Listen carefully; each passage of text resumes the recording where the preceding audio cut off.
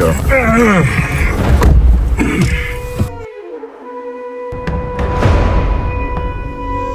The crowd was great. Everything was great. You know.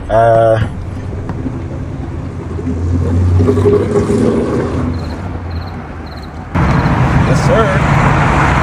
Doing Biet Shiva. I know. I'm you know what it is. We about 30 minutes late. I was supposed to go up first, but there are 10 comics on the show. So. Jewish rehab? Yeah, it's a little Jewish synagogue rehab center situation. This is my second time doing it. Did it last year. It was phenomenal. And I think I said all that. This is a high. This is a high. 2 other shows to go to tonight. I told you, these are all busy professional comics. So coming up to the stage, he joined us for the first time last year. We loved him. He's back again. Stephen Releford. Hey, what's happening?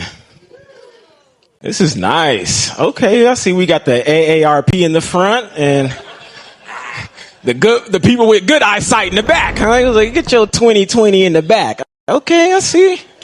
How we doing? What's going on? Yeah, I'm you know, even though I look young, I'm part of the older community too, you know. I got back pain right now. I was hoping somebody needed some gabapentin or some. I'm just bullshitting. What's happening? This is nice, man. I just got a haircut not too long ago, and nothing like a good haircut, right? To change your day around. You know, men and women love a good haircut, but there's nothing worse than a horrible haircut. You know, you got a bad haircut when they show you the mirror and they keep moving it.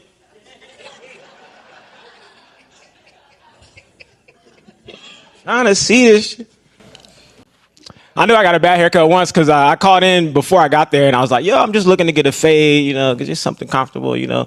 He was like, yeah, that's going to be about $45. I was like, cool. I'll pay that. That's fine.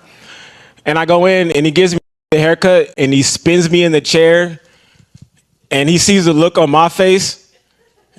He leans in, just give me $10, man. Just give me. A sea of geriatrics in front of me, and I got them laughing.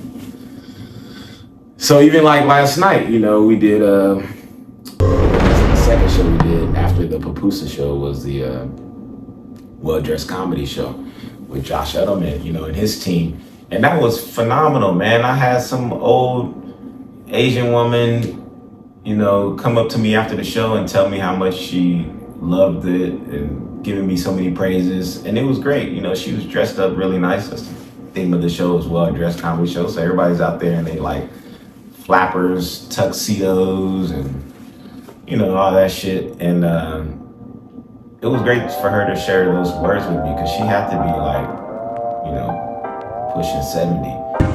I'm here. You got a crowd. Looking forward to it. Thank you. Yeah, I'll stick around. Yeah, for sure. That was so bad, right? Oh man, most of the people are here in love, huh? We got anybody in love? Any couples?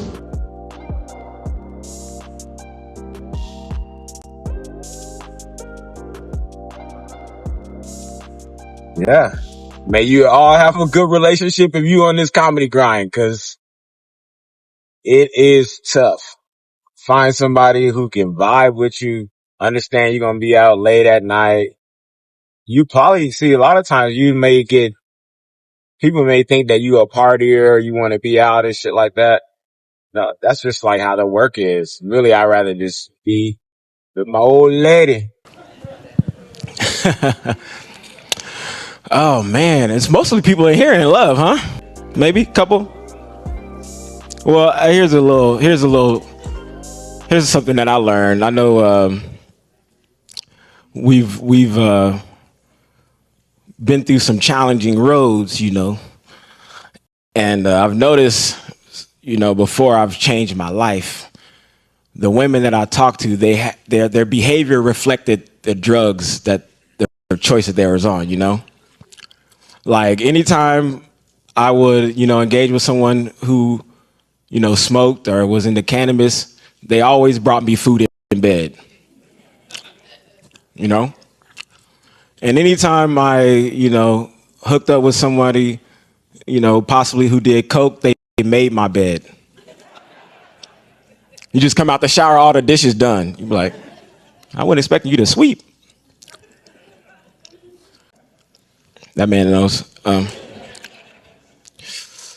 And probably the most destructive was I was, engaged to an alcoholic. Oh my gosh. Anytime you date an alcoholic, she will pee in your bed.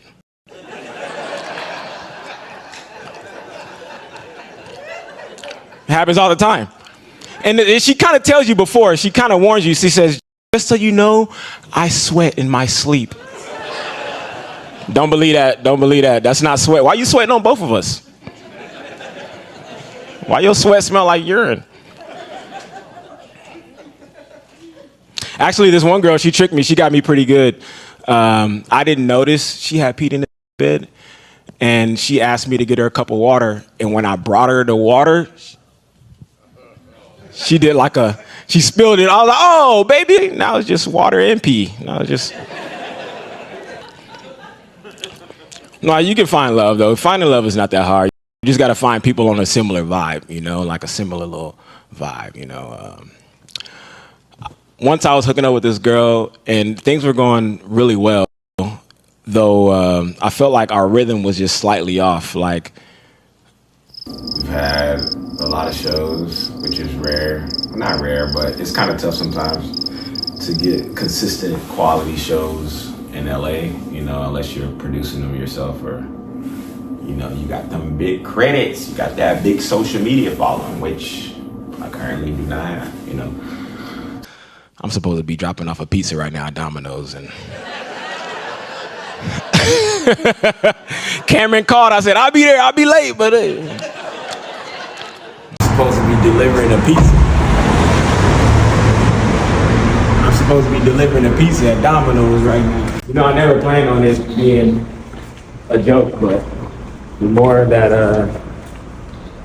I like the jacket, I might actually make some merch. Show, right?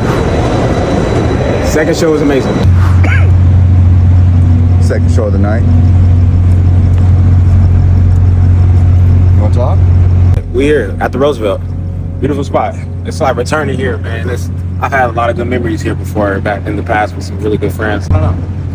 But I'm excited. It's a jazz band on stage. I'm gonna see if I can incorporate the band in my act.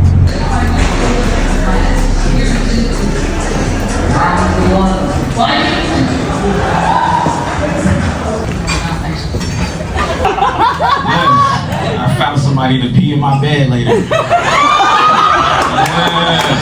I can tell an alcoholic. I know a girl that peed in bed from a distance. I know.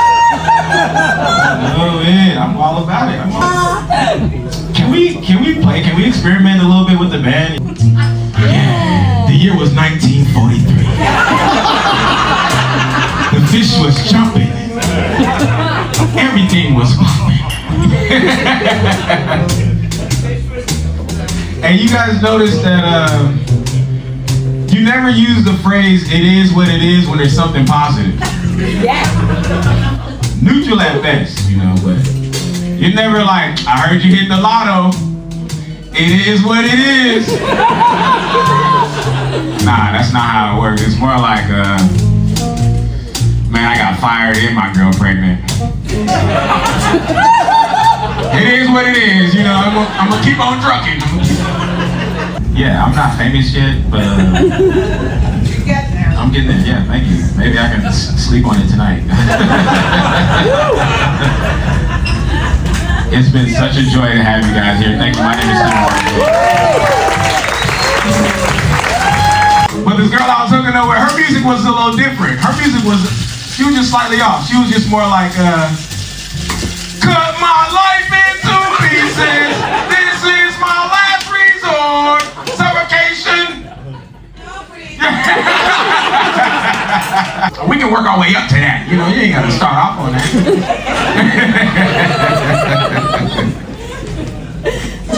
Nah. You got the 80-year-olds laughing. That's good. Dude, I was funny because I was thinking about one of like the worst shows I ever did. Or like one of my worst bombs. I was talking to my friend about this before the pandemic. This kid, I think that actually got me on the show. Oh yeah, punchline. This guy Justin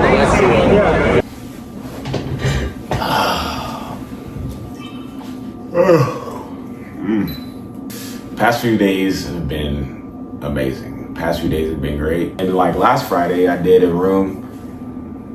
It had to be like 300 people in there, and Future Health, you can find out if I did a they're bit right for you too. about You feel like you've been the struggling. different drugs of choice, like dating somebody of a different drug of choice.